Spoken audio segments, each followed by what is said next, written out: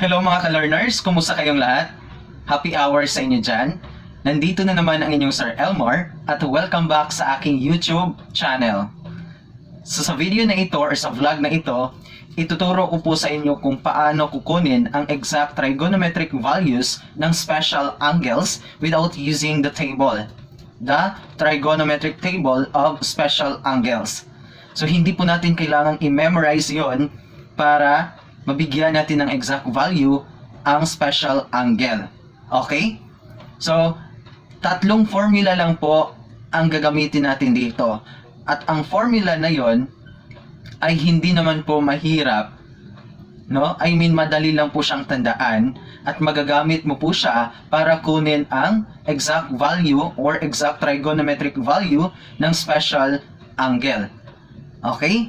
At ang formula na yon ay nagawa din dahil sa tulong ng ating kamay. Oh, kamay? Ano bang gagawin natin sa ating kamay? Okay? Simple lang, no? So, gagamitan natin siya ng hand tricks.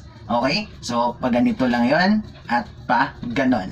Kaya, kung gusto ninyo marami kayong matutunan ngayon, just keep on watching, enjoy learning, learn more, aim high.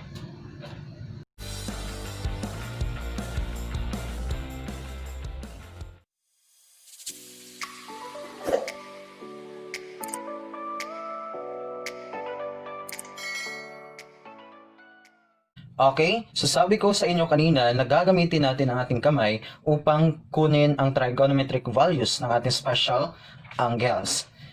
Meron ako dito ngayon drawing ng kamay. So itong kamay na to ay nakaharap po sa atin yung palm natin. At tingnan ninyo, sa pinky finger, nakasulat dito yung 0 degree. Sa ring finger naman ay 30 degree or degrees. Sa ating middle finger ay 45 degrees.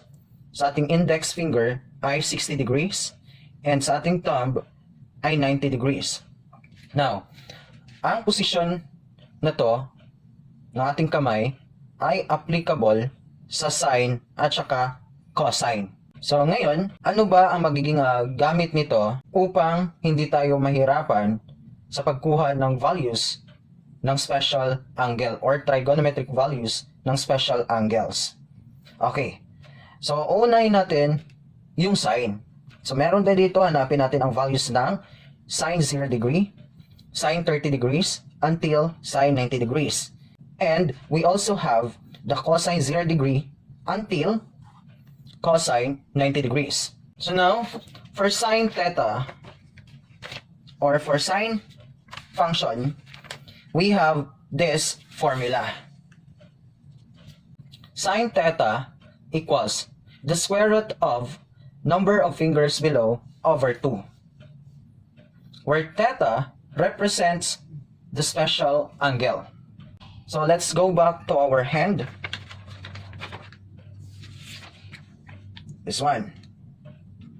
So for example, we're going to get the value of 0 degree.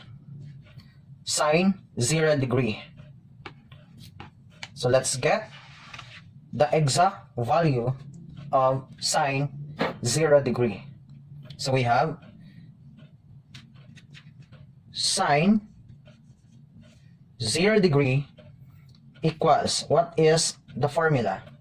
We have the square root of number of fingers below over 2.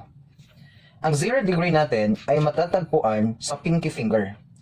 Ilan ba ang finger ang nasa ibaba ng pinky finger? Wala.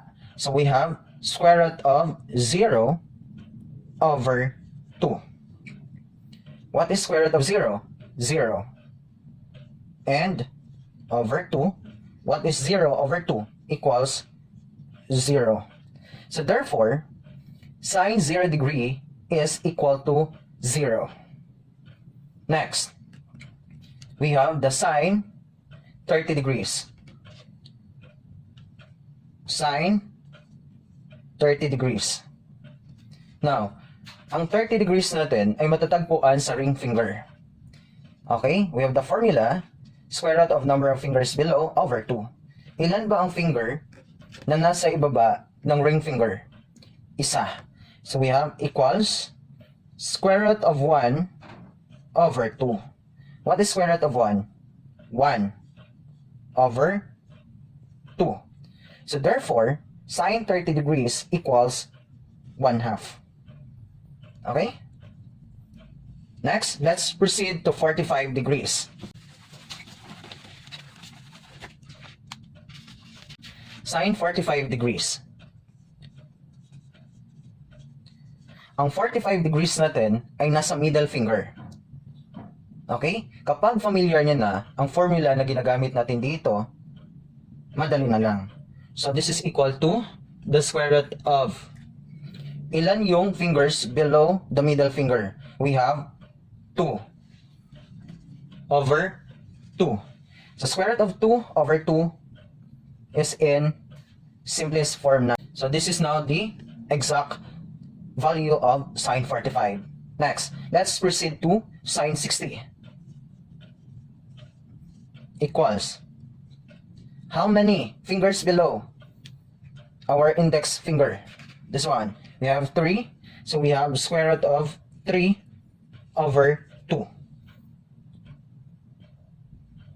So therefore, sine 60 is square root of 3 over 2.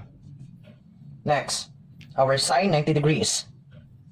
Sine 90 equals, our 90 degrees is located on the thumb. So how many fingers below the thumb? We have 4. So we have square root of 4 over 2. What is square root of 4? 2. So we have 2 over 2. And 2 over 2 is equal to 1. So therefore, sine 90 degrees is equal to 1. Okay? That's it. This is for the sine. So let us proceed to the cosine. So i-review lang natin, guys. Again, the formula, using our hand tricks, the formula to get the sine value of our special angles is, we have sine theta equals the square root of number of fingers below over 2. This is for the sine function. Let's proceed to the cosine. For the cosine, we have this formula. Cosine theta equals the square root of number of fingers above over 2. Kung ang sine function ay square root of number of fingers below, ang cosine naman ay square root of number of fingers above. Okay? So take note. Next, let's proceed. Now, let's get the value of each, or the cosine value of each special angle.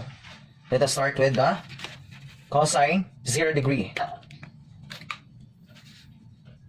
So we have cos 0 degree equals, so cosine 0 degree is equal to the square root of number of fingers above over 2. So 0 is located on the pinky finger. So how many fingers above the pinky finger? We have 4. So therefore we have square root of 4 over 2. What is square root of 4? We have 2 over 2. What is 2 over 2? That is equal to 1. So therefore, cosine 0 is equal to 1. Next, let's proceed to cosine 30 degrees.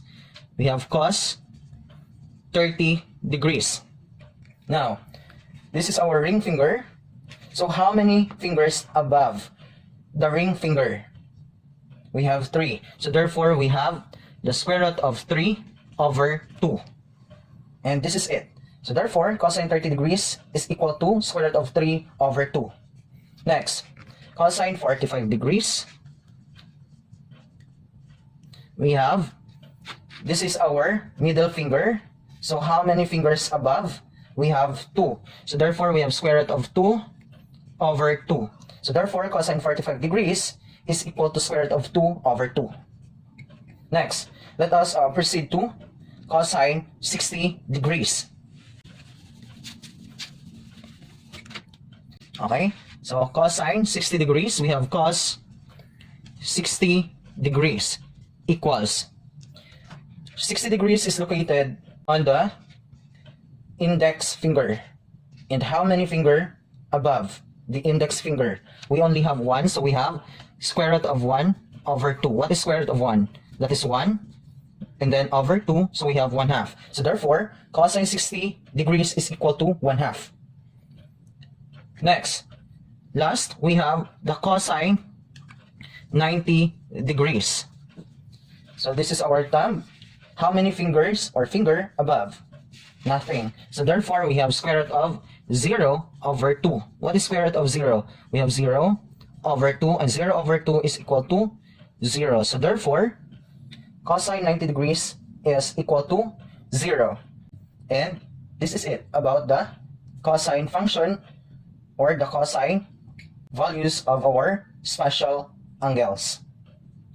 So for this time, let us proceed to the tangent. Okay, take note guys, we're just focusing on the primary trigonometric functions, which are the sine, cosine, and then the tangent. So for the tangent, we have this hand position.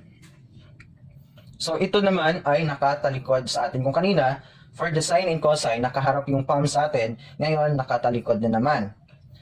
But still, yung 0 degree natin ay matatagpuan sa pinky finger. Again ha, nakatalikod na to sa atin ang position na to. So nasa ring finger pa din yung 30 degrees, nasa middle finger yung 45 degrees, and then nasa index finger itong 60 degrees, and nasa thumb itong 90 degrees. Now, so what is the hand trick for tangent? So we have this formula. For tangent theta, we have this one. Tangent theta equals square root of number of fingers above over the square root of number of fingers below. Okay? So this is now the formula to get the tangent function or the tangent value of our special angles. So let's try. We will start with tan or tangent 0 degrees. So the formula is square root of number of fingers above over the square root of number of fingers below. So above, we have square root of nothing. So we have 0 over below. Square root of 1, 2, 3, 4. So we have square root of 0 over square root of 4. And this is equal to, what is square root of 0? 0. What is square root of 4? 2. And what is 0 over 2? This is equal to 0. So therefore, tangent 0 degree is equal to 0. Next, we have tangent 30 degrees. Okay, the formula is square root of number of fingers above. So this is our ring finger. And then how many finger above? We have 1. So we have square root of 1 over the square root of number of fingers below. We have 1, 1, 2, 3. So square root of 3 equals, so the square root of 1, we have 1, and then we have square root of 3 over square root of 3. So now, tangent 30 degrees equals 1 over square root of 3, and let us rationalize the denominator. So we can have that 1 over square root of 3 times square root of 3. So kapag mag-rationalize pa tayo, multiply lang po natin dito ng denominator.